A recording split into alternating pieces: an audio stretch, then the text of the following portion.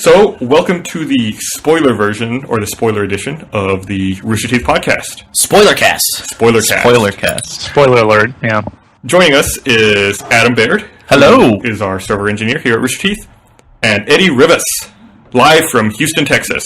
Eddy is also one of the new writers for RVB Season 10. He helped us out with some of the scenes in the new season, so it's going to be really awesome. Eddy, thank you for joining us.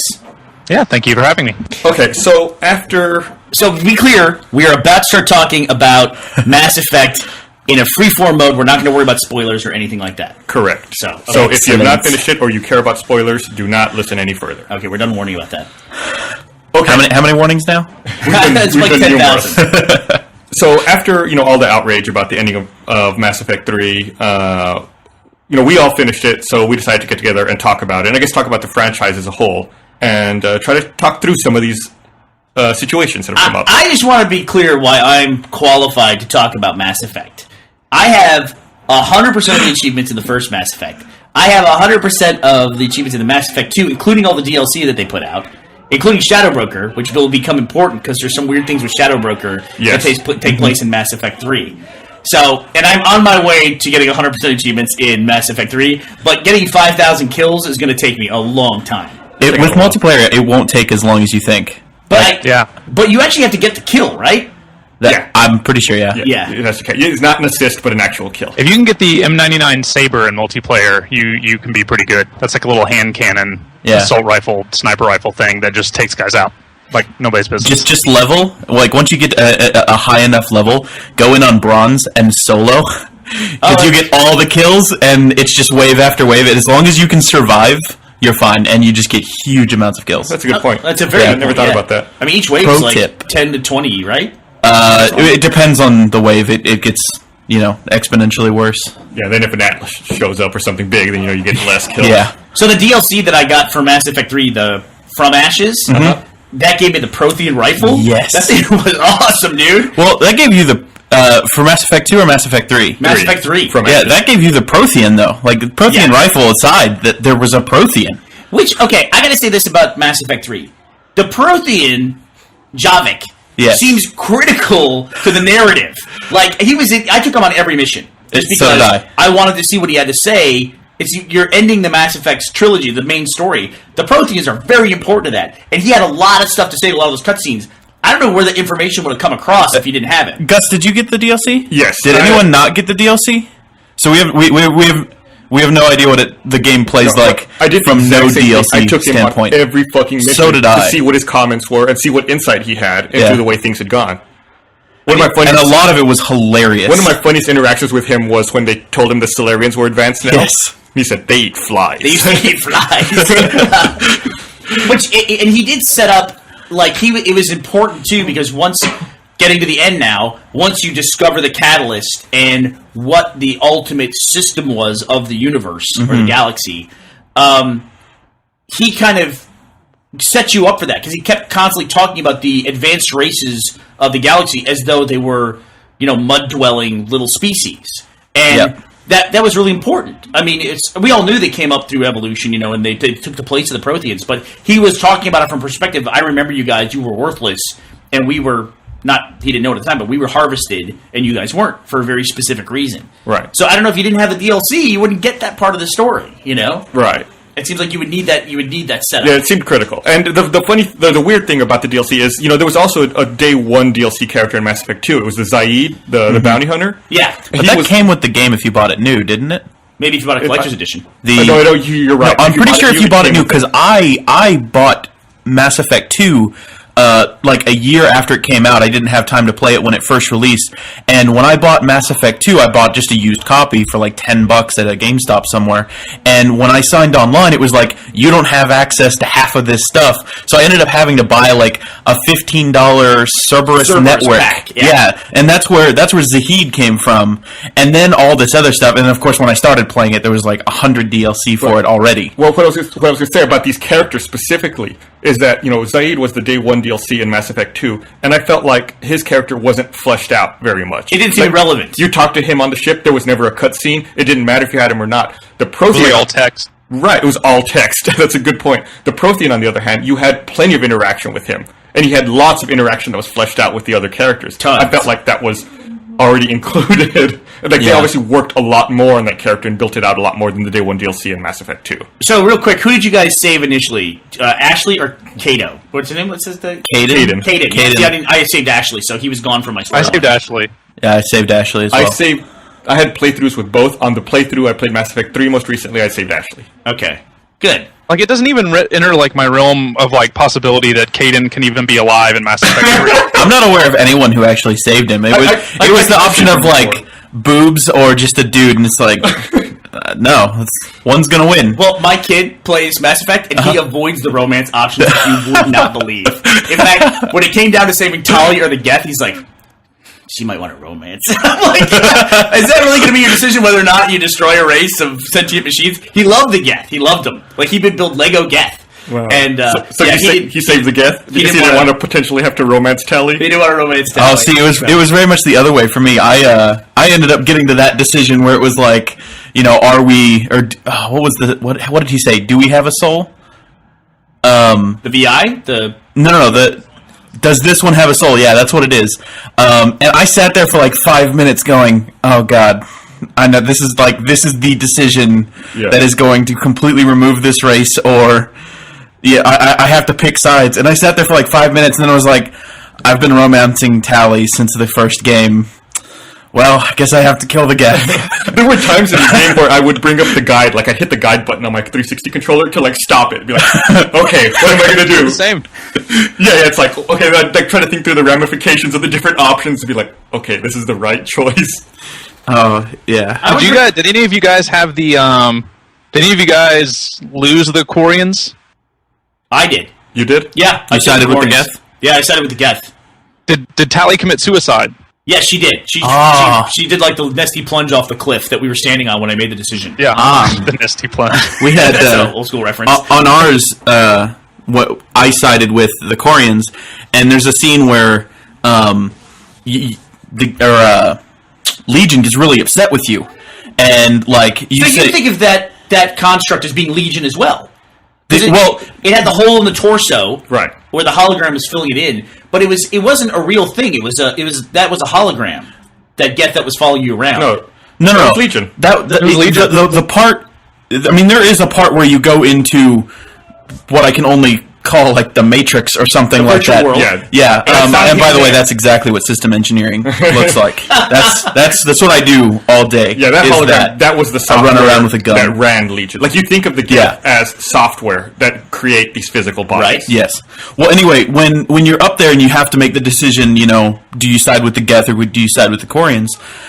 When you say, I'm essentially going to let the Geth die, there's a moment where Legion just kind of looks at you, stunned, I guess, or lagging, I guess, for computer robot terms, and then he just gets really upset and like picks you up by your throat and puts you up over the cliff. And there is an awesome moment where like Tali out of nowhere just backstabs Legion, and then Legion just like dies. So am I the only one who got the Geth and the Quarians to work together? You did. I got that. Okay. What? Yeah. How? I guess there's a lot of trees you had to have gone through Mass Effect 1 and 2 to get to the point where you have the option to have them peacefully coexist. Oh, yeah. I like, from the beginning, I've always just kind of played the anti-Geth options. I'm romancing Tali. Well, so I felt like I couldn't after this game, though. I felt like I couldn't not help the Geth. It was a hard decision, especially after watching the part in the virtual world where the Quarians kind of screwed him. Yeah, that's why I sided with the Geth. Like, I felt really bad after watching that part. Like, all of a sudden, everything makes sense, and I'm just like, oh man. Well, I'm super fucked up because I saved the Geth and then chose the red ending where I eliminated all artificial life. So it's like, kind of a short-lived victory for them. Get rid of the Reapers and then you were done with them. Pretty much. I have a question. You said you chose to destroy all tech option. That is correct. You did not choose to control the Reapers. That is correct. I know Adam and I chose that same option. Yes. Eddie, which option did you choose? I chose the green option. So to control the Reapers? No, that was the synthesis option. Yeah, where they combine. Okay. That's the third option ending. So which option did you choose, Eddie? Yeah, it was the green one. The combine. What are the colors? The blue ending, which is control the Reapers. The red ending, which is destroy the Reapers and all artificial life. And then the combination one, which is green, where you give birth to a new race, which is part artificial and part organic. I have not experienced that one yet. That one felt pretty natural to me, especially after getting the Geth and the Quarians to work together. It felt natural to say it seemed like the precursor to these things can coexist. Yeah, I thought, and I guess you and I must have had a similar playstyle because we got the Geths and the Quarians to work together, and I thought long and hard about choosing that option. However, I felt like after being motivated for so long to stop the Reapers and to it was just that was the overwhelming drive for my character. Me too. To have to destroy the Reapers. I've gone through all of this shit to not fulfill. It's time to just let them die. That would be to fall flat. Blue was never an option for me. It was I have hovered between red and green for a long time. Man, I did not even. And again, to explain is I thought I was a lot further in the game yesterday, so I decided explain that real quick. So yesterday we have a big company meeting, and. We talked about doing a spoiler podcast, and I was like, yeah, I think about 18 hours into the game, so I should be relatively close, because the other two, my first two playthroughs of Mass Effect 1 and Mass Effect 2 took me about 20 hours, but I had... Somebody's not scanning planets. Well, no. My first playthrough is to kind of beat the game, and just kind of watch all the stuff, and then... when I go back, I play on the hardest difficulty, Insanity, and do every single thing, because when I play through on Insanity, it takes me a lot longer, and there are times when it's I'm not playing this game for a week, because whatever level I'm stuck on is just terrible on Insane mode. But, so it becomes less enjoyable, so I want to get the story first. Anyway, so... Makes sense. They changed how you see your quests, or what your active stuff is, so... Apparently, my first 18 hours was just doing random other stuff, and didn't realize this. So when Adam thought he was finished with the game, almost finished. He had yet to make the choice between the Quarians and the Geth. He had yet to I hadn't even gotten Tally yet. I had just finished Tachanka and was like, okay, oh my God! I'm 18 hours in. Surely, you had just started the game. This is yesterday. This is yesterday. So yeah. And to top it off, I mean, we had Monday nights are Star Wars The Old Republic nights for me and my guild. So I was raiding until about 11 my time, and then it was okay, let me go clean up Mass Effect. And it was about 3 hours, it was about 2 in the morning at this point when I was like, I am nowhere near the end of this game. I have made a grave mistake. Then log on. And then essentially what happened is at 3 in the morning, it was Now I'm just being stubborn, so I said, screw it, and powered through the rest of the game, and beat it this morning at around 5 a.m. Wow. To drink a coffee and come to work to do this podcast. Well, so, yes, at 5 a.m., I'm so delirious that I didn't even know there was a green option. I saw the red and the blue options, was okay, time to kill some Reapers. Since we're on that topic, real quick, though, I want to find out from everybody. He said Adam's main romance option was Tally. Who was your main romance? Tally. Yeah. What about you, Eddie? I did Miranda. I did Miranda. I think I did Miranda in 2. I did. Liara was always my primary romance option. Uh-huh. See, I admit the Miranda thing with some disappointment, because I decided I was I'm going to do the Liara romance, because I like the idea of having the platonic friendship, and then they kind of hook up in the third game. And I really liked that, and then I had stuck with that too. I was I'm going to romance Liara. And then the first cutscene with Miranda, they've got the camera hovering at butt level. She asked the very first question. She's like, "Are we still together?" And I'm like, "Yep." I didn't even hesitate. I was like, "Why did I do that?" And he's like, "Yep." Oh, God damn it! What did I do? I had my out. You didn't take your out. I love it. What about you? Did you say who yours was, Burnie? Liara. Okay. Yeah. So through all the games, mine was always Liara. So we've all three of us had different. Yeah. Yeah. You and I. Tally. Oh, we both had Tally. I like the way that they did the reveal on Tally's face finally in this game. I guess you saw it after she killed herself. But in the third game, after you romance her, she leaves you a picture by your bedside to remember her. I never saw Tally's face. You never saw it? I heard that after I have not seen it, but I heard that after she commits suicide, that you just have the picture next to your bed in your cabin. Oh, I didn't see that. No. Yeah, and you can go like pick it up and look at it, and it's just like a backlit photo. It's hard to see; they don't show it very long. Yeah, but it's. I never went into my command. I was incredibly disappointed by it. Actually, really? My cabin. It just felt like for the what is now.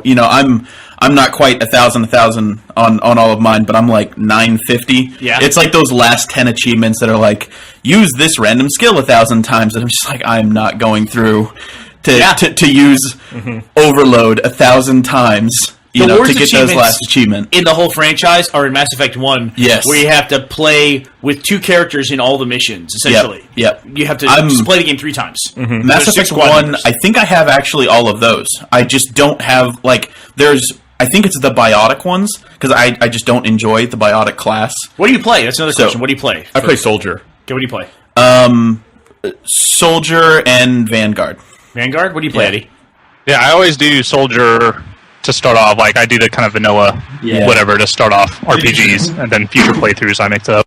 I do Sentinel. I always play Stealth. I've only ever played Soldier. I've never played another class through on single player. Even though I finished it multiple times with multiple characters, they've all been Soldiers. I've beat it several times on Soldier. I beat it several times on Vanguard. I've tried several times on just pure biotic, but I don't like being so dependent on my skills. I like having biotic charge and then having guns. Mm-hmm. Everything else is irrelevant to me. It also helps for achievements when you can get some of those things out of the way in one playthrough. Yeah. Like 100 pushes or, pulls or whatever. I didn't consider that. Yeah, it helps, and it's like, I wish it counted for NPCs as well. Like, I told Liara to use Slam about 1,000 times. Yeah. Or Singularity. Annually inputting this every time she does it. Yeah, give me some fucking credit. Yeah.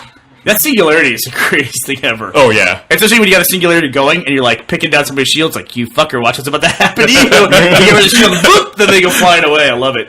But, okay, so before we get into the actual ending, let's talk about maybe some things that were, because 3 as a game is an ending, long ending. And Tycho from Penny Arcade described it that way. It's a great description. It absolutely is.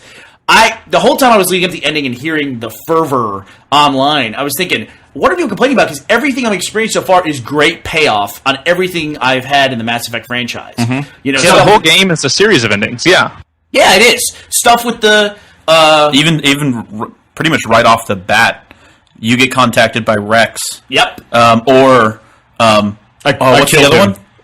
Or not Reeve. Reeve. Rex. Yeah, Reeve takes over if Rex is dead. Right off the bat, it starts off with the genophage crisis over on Tuchanga, which is such a great story. Did anyone actually not cure it? I cured it. I cured it. I've not met anyone who did not cure the genophage. Another fuck. Even though those people have been foreboding to take over the universe since the first game. You know something? You know that Morden can actually live through a crazy series of events there. I'm gonna play this game 1,000 I've times. heard that. If you knock him out, Rex oh, okay. in Mass Effect 1, and then Eve dies in Mass Effect 3. I don't know if she has to die during the Cerberus infiltration in that one mission or on the road, during the Tuchanka mission. But she has to die. Rex, you have to have killed Rex, and then you don't tell anyone, you don't tell anybody about the genophage sabotage, and then you wait till the final moment. And then you have to renegade, use the renegade options on Morden in that scene, and then it'll convince him that it's worthless for him to go die for the genophage cure. Wow, I was close to letting Morden live then. I had a lot of those steps. The whole time Eddie's explaining that, what I heard was, this is why Mass Effect takes 2 discs. Because there's all this stuff in here that I'll never get to, I don't think. Well, I think that's part of the reason why some people are freaking out about stuff, is that, like in movies, the best special effects are the ones that you don't see. And I feel like there's so much of that going on in Mass Effect 3 that people aren't even realizing that they're missing. I think everyone probably just assumes Morden has to die. Yeah. But there's all these crazy series of events you can do to make all these random things happen in the game. Mm-hmm. And it's kind of it's proof that it really is a fantastic franchise when for people who have played the game a borderline obsessive amount, in Burnie's case a very obsessive amount, we all have very different experiences and we all have done very different things from that has vastly different effect on who you talk to. Mm-hmm. I have played through so many times, like, to get all the achievements, that I ended up, like, I tried to do it perfectly. For instance, Mass Effect 2, I had everyone survive the suicide mission on my first run, but then I just went through and didn't care. So, it's weird. We do it the opposite order. Like, my first playthrough is the one that I'm just like, don't care at all, skip everything. Like, I beat Mass Effect 3, not a single person survived. Like, and that was just it. Just like everybody died. That's the 5 a.m. syndrome.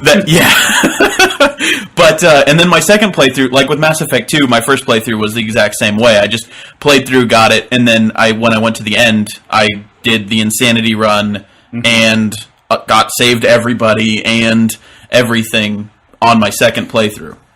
All I want the ending where Shepard beats the fuck out of the two people at the security checkpoint when you're heading into the CIC. Oh, God. That is all I want. I want that ending. Where he grabs him by the hair and goes, "Shut the fuck up!" God. I don't need that boardroom, like empty boardroom, and then that security checkpoint over and over again. In the middle of the... Well, to begin with, who puts a security checkpoint in the middle of a ship? All the rest of the ship is unsecured area, except for this one room in the very back. That doesn't... It's not like it's protecting weapons or anything like that. It's navigation. What is it? No. It is. It's the elevator. It's interesting. I was thinking about this last night when I was playing. There is something in every game that it just seems like the Achilles heel.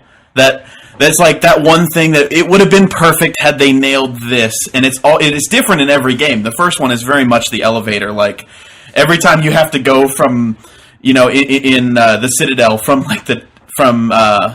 CSEC all the way up to the very top. It's like a 35-second just like listen to world global news and your companions do some little chatter. Or Garrus and Rex yelling at each other. I never minded the elevators in the first game because I thought it was kind of a clever, that they were doing that they had the back and forth. See, I liked it the first 3 times, but like after a while, and after you go through and play, like once you've played it and beaten the game once, you get to the point where you've heard like your general companions chatter, or you just don't care anymore. So it's 35 seconds of just sitting there watching your character stand there, and you can't do anything. If you open a menu, it pauses. Yeah. Like it was just, I have to wait, and it was terrible. And then the second was the scanning for, having to go to every stinking planet for Element 0 or whatever. I liked it too, but Adam played it like a year after launch. By then, it had been patched to speed up the scanning. Oh, really? When you played the game at launch before the patch, it was much slower. Let me tell you something. The scanning is something that evolved over the entirety of the franchise.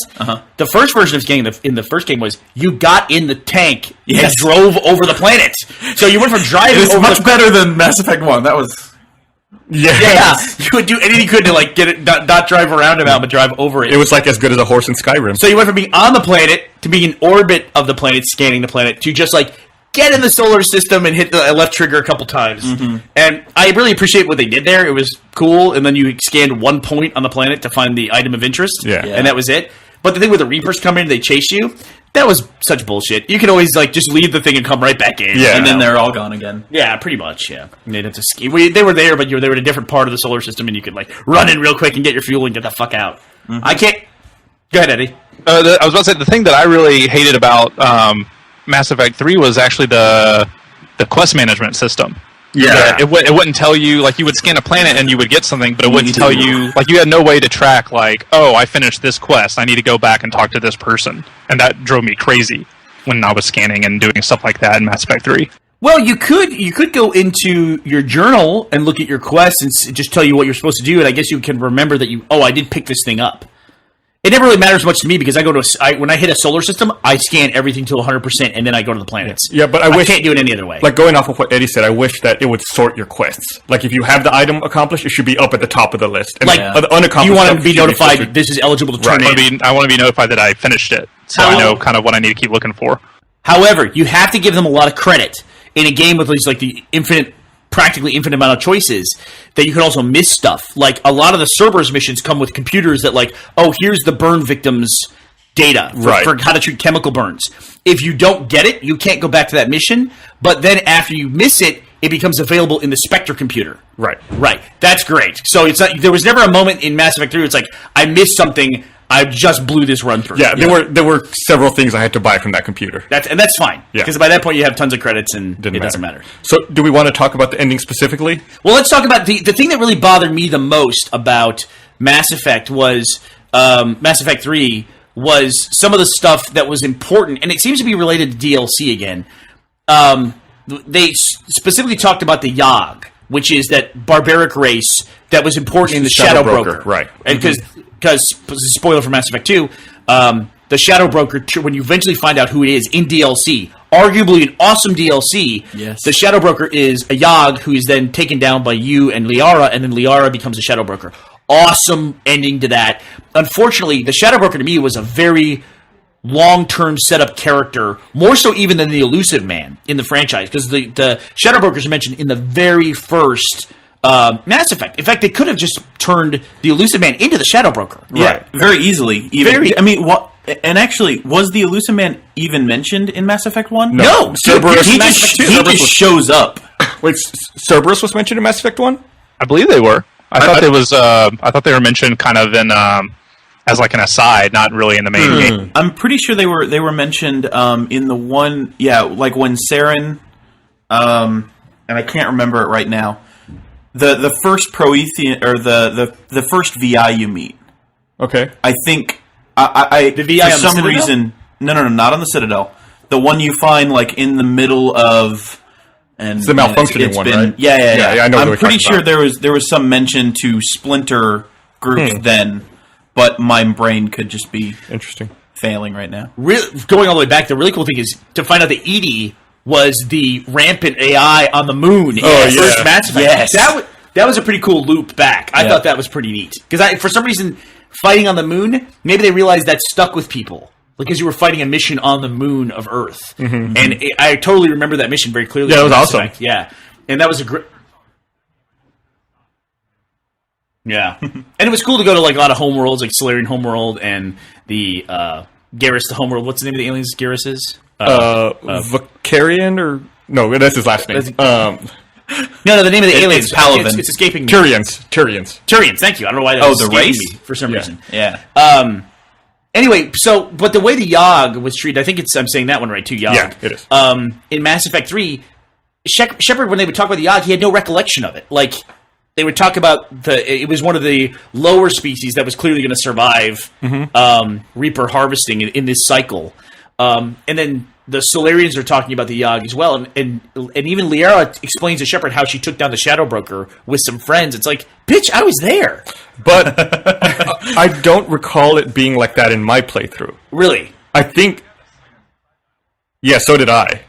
That you guys helped her do it. Right, but I think you played on a non-imported character, correct? Okay, maybe that's what happened then. Is that with me? It was when the Yogg like busts out. You know, when the animals are like busting out when you're going around in that facility. Right. It's like one of the Yogg busts out, and then Shepard makes a comment about like maybe that's your next Shadow Broker or something like that. Yeah. He says that to I Liara. specifically remember that as well. I see. When you meet the Yogg for the first time, and Shepard's like, that Did could you be play the next the one. Shadow Broker DLC? Oh, yeah. I wish the Shadow Broker had been part of the main story and not relegated to DLC. Arguably an awesome DLC, but I wish the Shadow Broker had been a big part of it. So it sounds like it was just an option for my save that was not relevant in that playthrough or something like that that I had. Oh yeah. I mean, it's interesting to look at this stuff that seems like so pivotal towards the actual story, like with the Shadow Broker DLC and with the Prothean DLC, and because there's a lot of people that accuse them of like, oh, well, they just yanked this, out, but I don't know. It's just an interesting question because it's like, is that more of a credit to how awesome the DLC was, or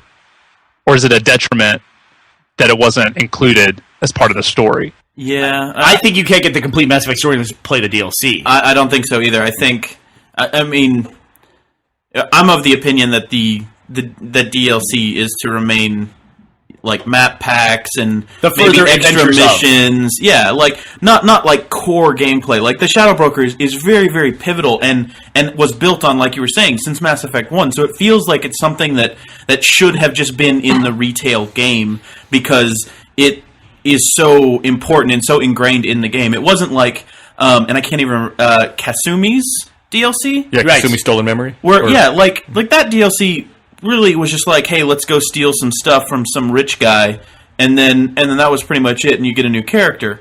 Like that, I'm okay with being DLC, because it doesn't feel like a part of the game. And even the DLC for Mass Effect 2, where you get Zahid, it wasn't... There was nothing... there was no backstory. It really didn't go anywhere from afterwards. So it was just like some extra fun missions, not like, this is the core of the game. Like, this is a main character. Anytime, like, a main character gets put into DLC, I kind of feel that they're... Well, even going back to the first Mass Effect, if you didn't play some of the DLC in Mass Effect, you didn't know who the Batarians were. Yeah. I mean, the Batarians were a big part of DLC, but the Batarians are super important to the human story in Mass Effect, And then even in the Arrival, the Batarians... What happens if you didn't play the Arrival? Like, are you just totally lost when you start Mass Effect 3? Are the Batarians around, or do they have a homeworld? Or what was the destruction of the mass relay that killed the Batarians? You destroy the mass relay that connects them to the rest of the galaxy. No, but is that DLC or is that narrative? That's DLC. That's in the Arrival. You're right, yeah. I mean... That's pretty major. That's pretty major. And it's like... Yeah, that's what you're saying. Yeah, I almost wish one of us had played it without him just to get that perspective. Yeah, there's got to be a lot of people who are just missed out. It was like 800 points, too, for that DLC? I think so. Plus, your battles would take twice as long without that fucking rifle. It was like the Geth beam rifle, but way better. Yeah. Way better. Well, okay, another thing, too, is, before we get to the ending, and I think when the catalyst shows up in the ending, a lot of people feel like, well, what is this thing that's coming out of nowhere? That's like all of a sudden. And that's frustrating for people. But in the same sense, you have to have something that's fresh and new. Like, you want to see something at the end that's new. And I think the catalyst, in that sense of being able to write something, worked well. What doesn't work well is when they kind of stuff things in out of nowhere that don't really have a purpose.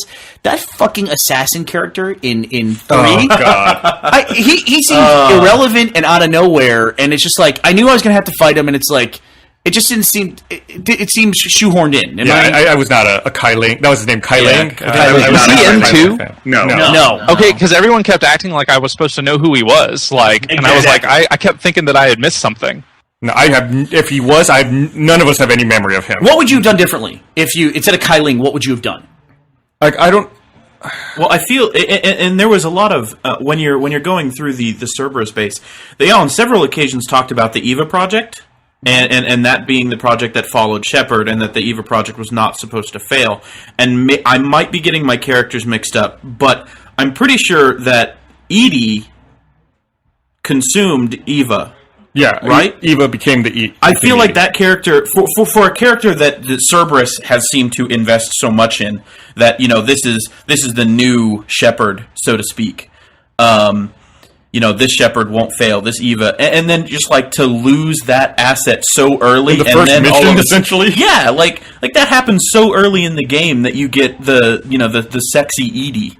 That it just like that whole timeline just didn't make sense. Like. It seemed like later in the game they built that up, and then it was lost so early that it didn't. Either he should have been way more pissed off about that, or the two characters didn't make any sense. I could have had them flipped, where the Eva project was the new guy, and the other person was just some robotic chick that was on the Cerberus team, or something related to Reaper technology that they built, that Cerberus built, or something, not just or that he had been assassin modified by Reaper tech, and not, which they kind of alluded to in the very end with the Elusive Man, how when you see his face, or Miranda's father, Eddy. Yeah, so exactly. It's interesting that Eddy said Miranda's sister, because that's the same thing I was thinking, either Miranda or her sister, and take that storyline in a different path. They weren't in my playthrough at all. Jacob was in my playthrough, and he had a really lame storyline, I felt. Yeah. He stood in line at the hospital the whole game. Was Jack in anybody's playthrough? Yeah. Yes. Oh, but Jack was not in mine at all. Jack was pretty early in my playthrough. Okay. What about She was an instructor at the Grissom Academy. That makes sense. Yeah. What about the Justicar? Actually, I forget how it is. It's one of the, based on choices that you do in 2, she might not be the instructor. Yeah, she was not my instructor. She was not present in my playthrough. There was I had to kill her. Really? Yeah, there was a moment when I was invading the Cerberus base. that the guys that were with me was like, that was Jack, and Shepard's like, it's not Jack anymore. I'm like, I just killed her. Whoa! I don't even remember what decision I made in Mass Effect 2 that did that, but like, yeah, she went back to the bad side and went crazy. No, she was, when I went to the Grissom Academy to save the students, she was an instructor who was protecting the students and like teaching them how to use biotics to fight. Did you guys have the Justicar in yours, Samara? Yeah. No, she wasn't mine either. I didn't see Samara at all. Now it might have been like a submission or a side quest that I missed. I played. She was in the Banshee mission where you first find the Banshees. Oh man. And then if you let her daughter live, I want to say, in 2, and let her daughter take her place, that she's the first Banshee you meet. I did not let the daughter live in 2, so I didn't see that. Man, I love how rich the universe is. Like, the Ardat Yakshi, which are the splinter Asaris who have the power to consume the people they mate with. Like Samara. Yeah, it's crazy awesome. I mean, that's like, and like they have that place where they stick them all, you know, and then that's where you first run into Banshees. I mean, that's the richness of that is just, it's amazing to me. I love that stuff. It's crazy. Like, I just had my mind blown by the fact that we had 3 different Jack scenarios here, by the way. I got to reemphasize that. Not present, enemy, or instructor, ally. Killed her enemy. Like, that's crazy. Yeah, I never saw her. She didn't exist. So it treated my save as though I just didn't save her on the suicide mission. I guess. Yeah, one of my saves where I didn't just ran through it and didn't do it. Because Brandon survived. I don't remember Jacob at all. Yeah, he's just hanging out in the hospital. I found him. I don't even remember him there. Yeah. I found him at a Cerberus mission, and she was getting married and settling down. That's his whole story. He was defending some scientists because he had hooked up with one of them, and she's pregnant. Yeah. And then he had to go to the hospital, and with socialized healthcare, he waited the entire game. Literally till almost the end of the world. Antagonistic towards me, too, I felt like. I thought almost as much as James. That does bring up another thing I really like, too, which were the NPCs that had progressive stories that you'd walk by them. Like, there was the post-traumatic stress Asari that was in the hospital, and then there was the girl waiting for her parents. Yeah, Well, I always kept checking on the girl waiting for her parents, every time. Was that dude hitting on her? The Turian? It kind of felt like it. I felt creepy to me. Like at first I thought he was protecting her, but I felt like it got a little creepy towards the end. Like he was like, all right, let's go somewhere. Let's do something about this. He's one step away from offering her a room at his house or something like that, right? Or something. Yeah. You need a place to stay. But okay, so let's talk about the ending, which is what people are upset about. First of all, did you like the ending? You just finished Adam. Did you like the ending of Mass Effect? Yeah, I'm okay with it. That's I'm doing a quick survey. Yeah. Gus, did you like it? Yes. Eddie, did you like it? Yes.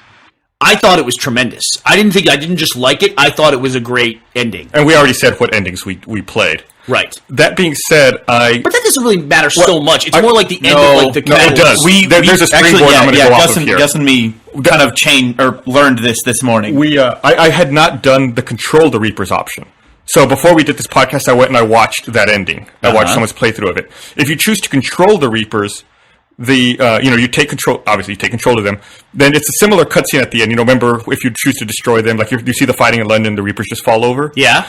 If you choose to control them, instead of falling over, the Reapers take off and leave, and everyone cheers. And then you go, so you see the Reapers retreating essentially, and then it goes to the same cutscene if you choose to destroy them, where the Mass Effect relays start blowing up in order, and then Except I think it's blue now instead of red. Yeah, and then you get that same cutscene where the Normandy's trying to outrun the Pulse, right? And the Pulse overtakes the Normandy and it crashes. I don't understand why, if you choose to control the Reapers, the Mass Effect relays blow up, and there's still that Pulse that destroys the Normandy. It is a crash, like my ending, a crash on a planet, and then they come out. Same thing, and it's like a jungle, and they're starting over. Well, my ending, there was no people, but. They're all dead. I was like, fuck everybody. The door, on mine, the door goes and immediately goes to credits. And then if you haven't played the red ending, as most of us did, we chose to destroy the Reaper. Yeah. It ends all the artificial life. The Reapers are destroyed. It ends all technology, essentially. Ends all technology. The Mass Effect relays go through their self-destruct. The mass relays go through their self-destruct sequence, whatever it is. All they link off each other. They all blow up. The Normandy gets some kind of pulse that hits it. It crashes on the planet. And for me, it was Joker, I guess Liara, and I forget who else. Somebody else come out. It's probably whoever you had survive. Yeah. Somebody Gareth, else come probably. out, and they go to start life. Like you can tell, like starting over primitive life without technology. And Eddie, why don't you describe the other ending, the combination one? Yeah, the only difference in the green one is that when the Normandy crashes, Joker and Edie come out hand in hand, and so the whole thing is like you're choosing synthesis, and so it's like they come out hand in hand and are kind of standing there all romantically, kind of looking out at the planet, with like the implication that the two of them are about to start new life. Okay.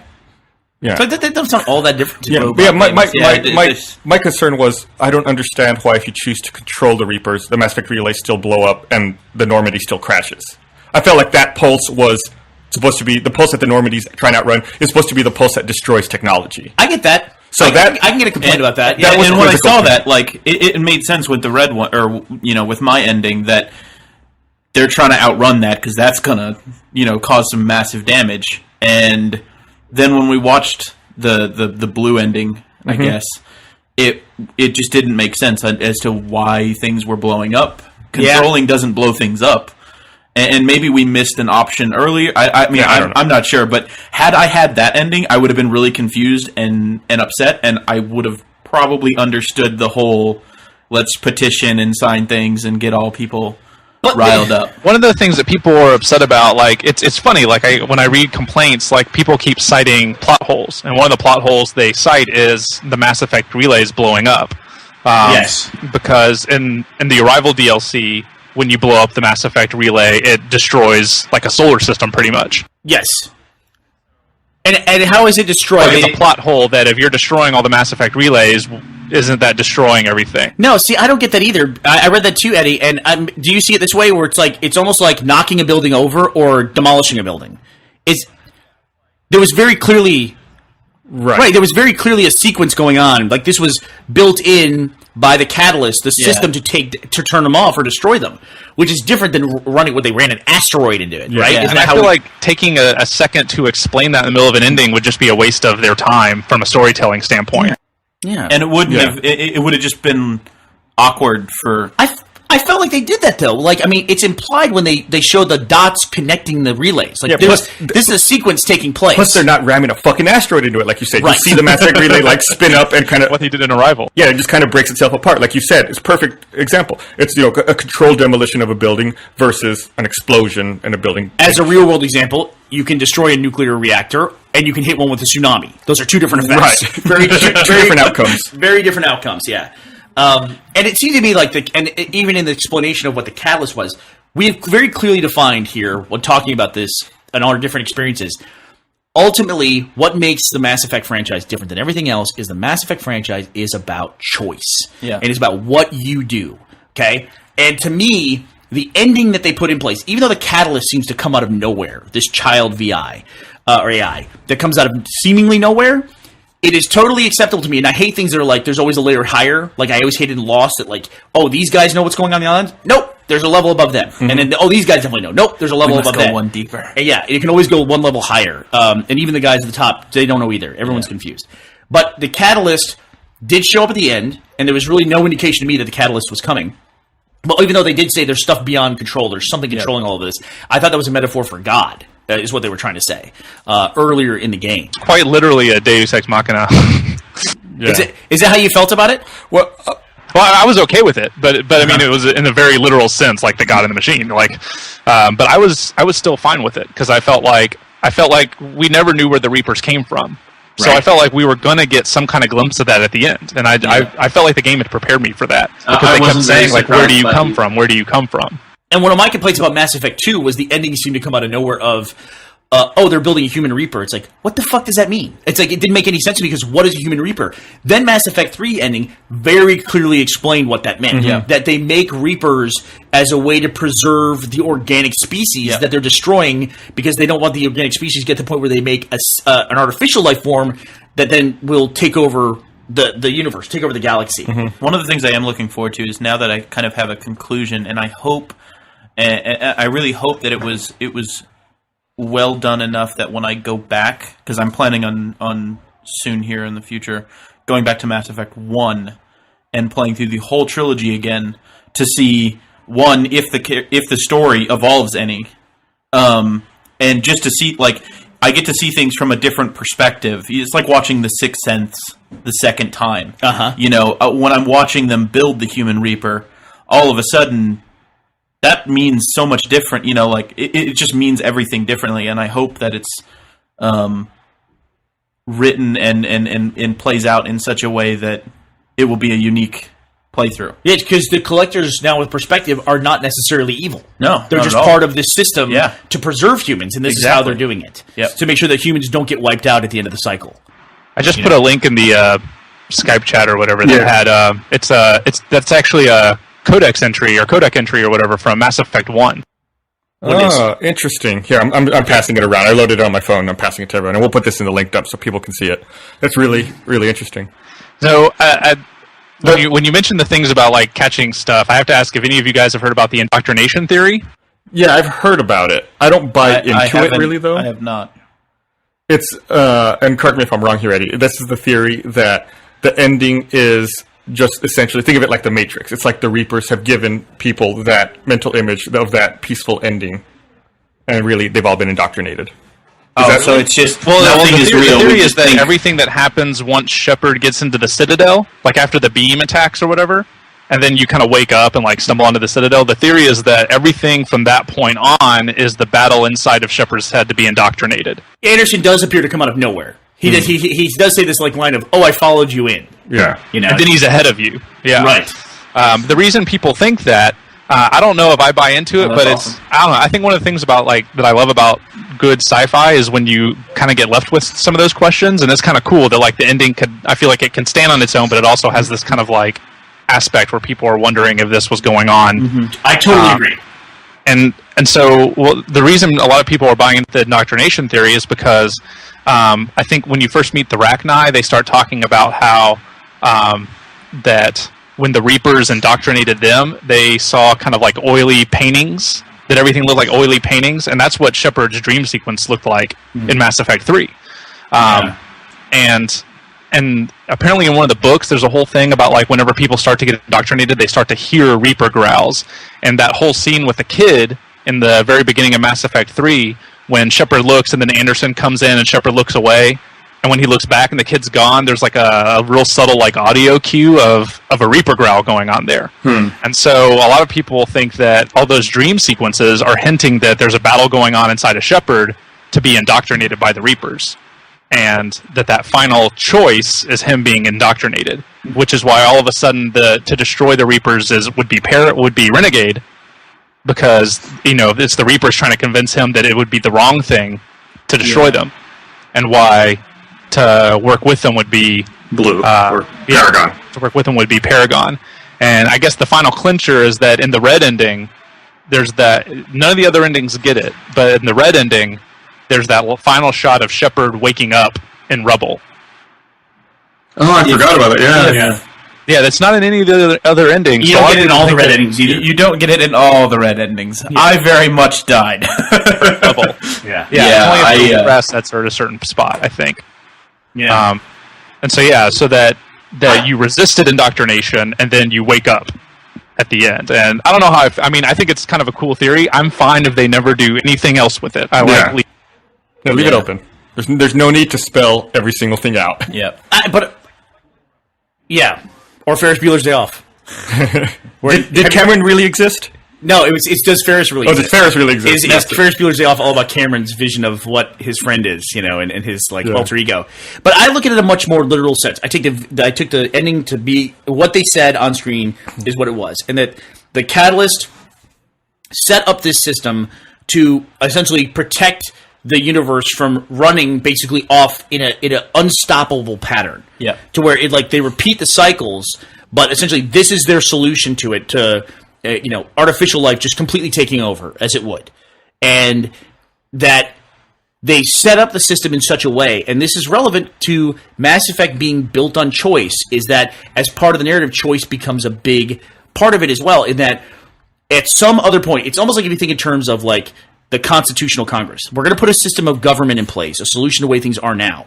But something could happen in the future to where we might not be relevant. And there might be something better than us that comes along that has a better choice and can do it better than what we did. Yeah. And they will have then the option to destroy it.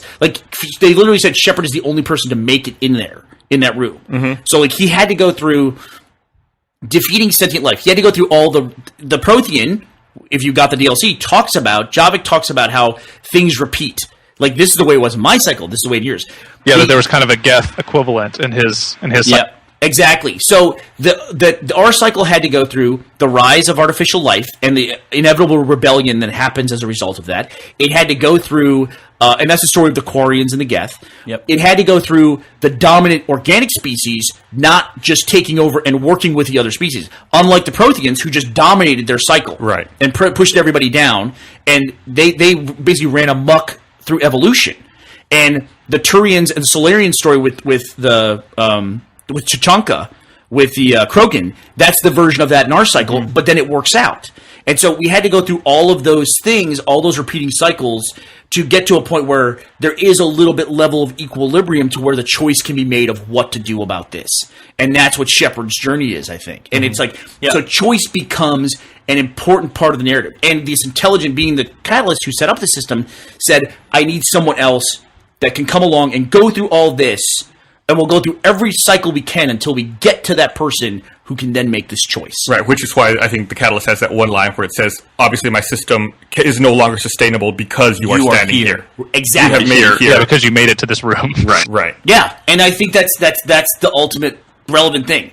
The thing I wish now, looking back, is that there were more than just the spider, like they essentially what are now, I realize, are the Prothean version of Reapers, which are the ones we see with the big things that land. Yeah. Like, there should be other organic species that were preserved. Right, from previous cycles. Yeah, I agree with that. And where are those? And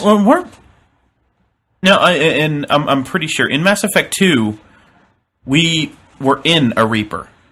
Yeah, no, but that was the Reaper that was collecting humans. You find a derelict Reaper partway through where you first encounter the husks, and then you go to the other. No, it's a collector ship where you find them building the human Reaper. Right, collector ship. But you do enter a Reaper at one point.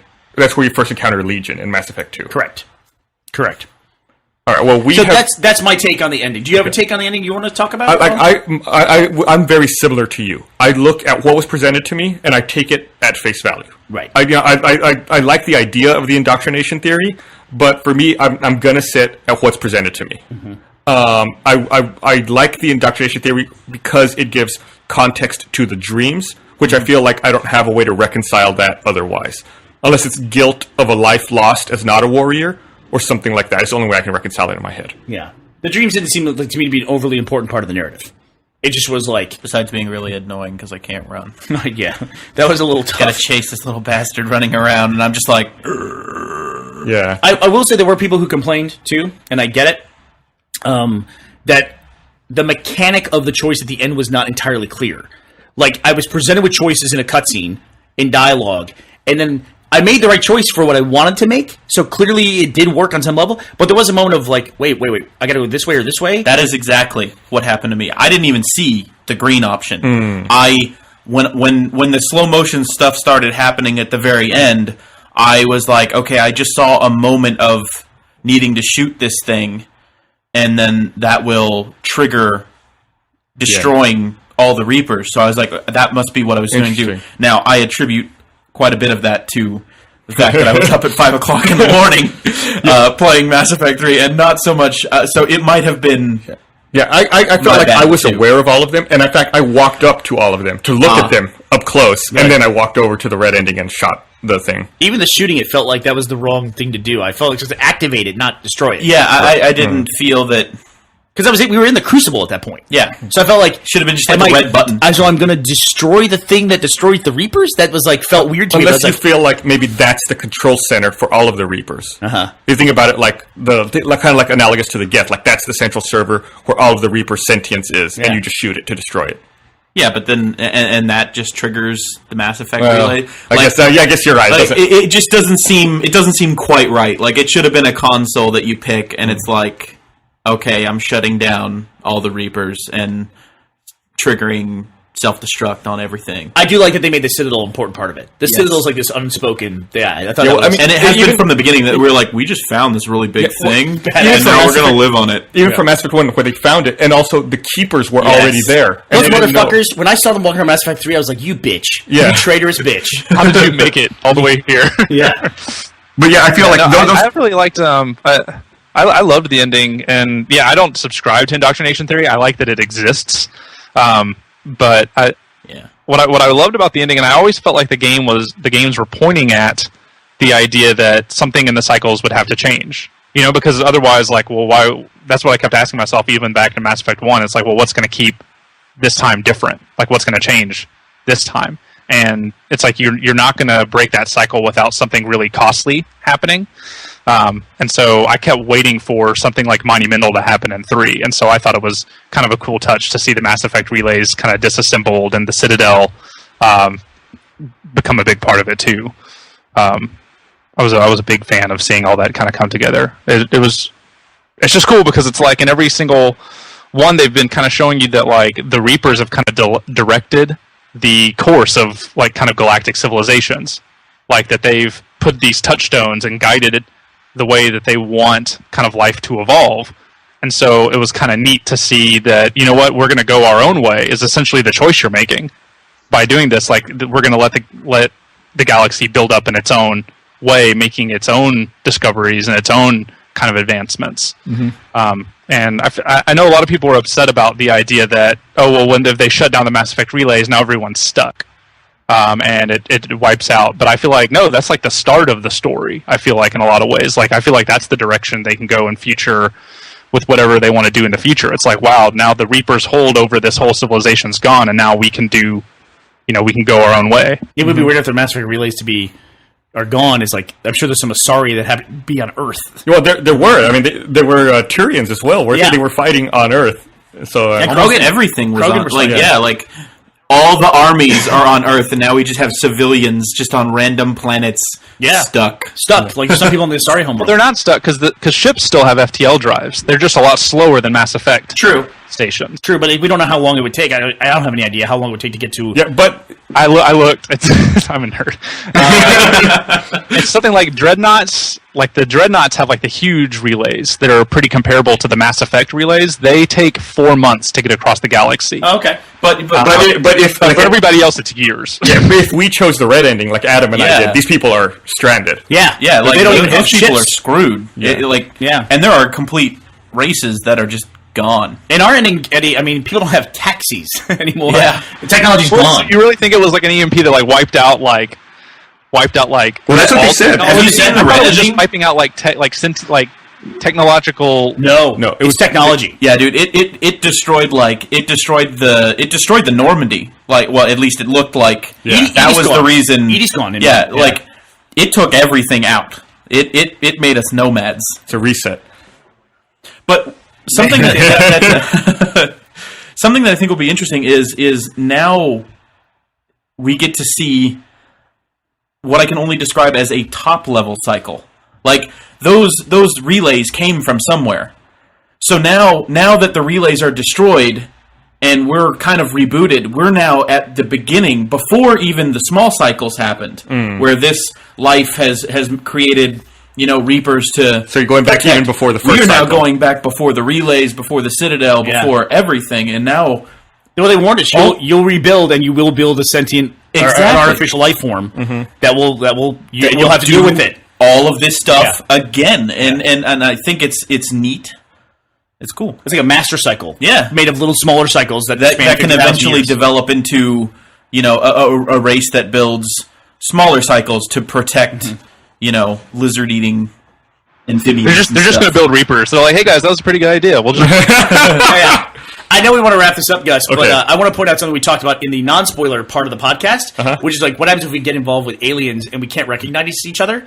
How frustrating would it fucking be for the Protheans? Like, we cataloged everything. We gave the plans for the fucking Crucible. We cataloged it all, and sure, some of that stuff gets buried in time. Over 50,000 years, it like just gets lost, and you have to discover it. But Javik was like, realize you don't communicate the way we communicate. Yeah, we had this like connection with each other where we could just pass ideas. You fuckers didn't have that, so we built all these things that just look like stone obelisks to you. Yeah. And they didn't have any information. Yeah, they put everything into these beacons, and there's no way to interact with it. It'd be like if we wrote it down in books, and then like the next civilization didn't have eyes. Yeah, exactly. Basically, like, well.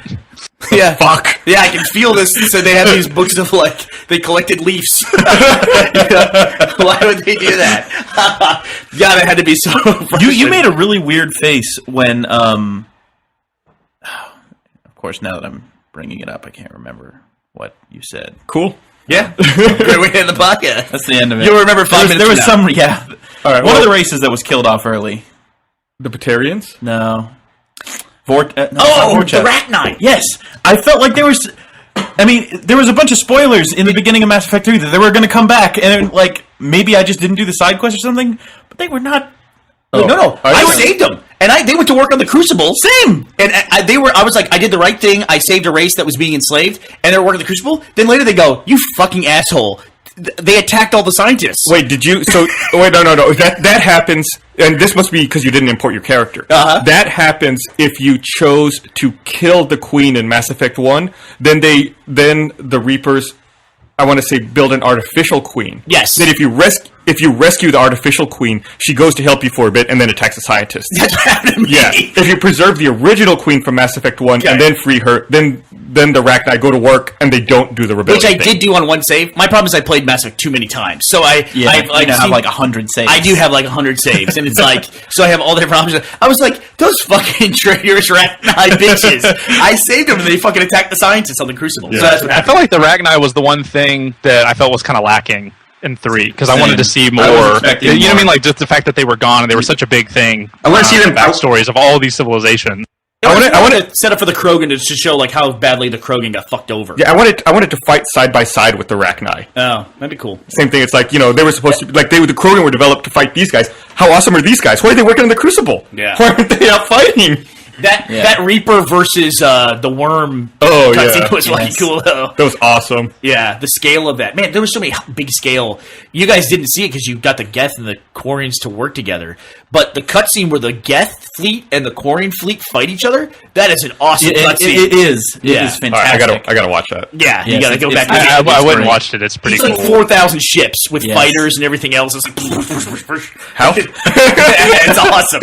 There's a scene, and I mostly played Renegade through 1 and 2, and then in 3 I didn't really.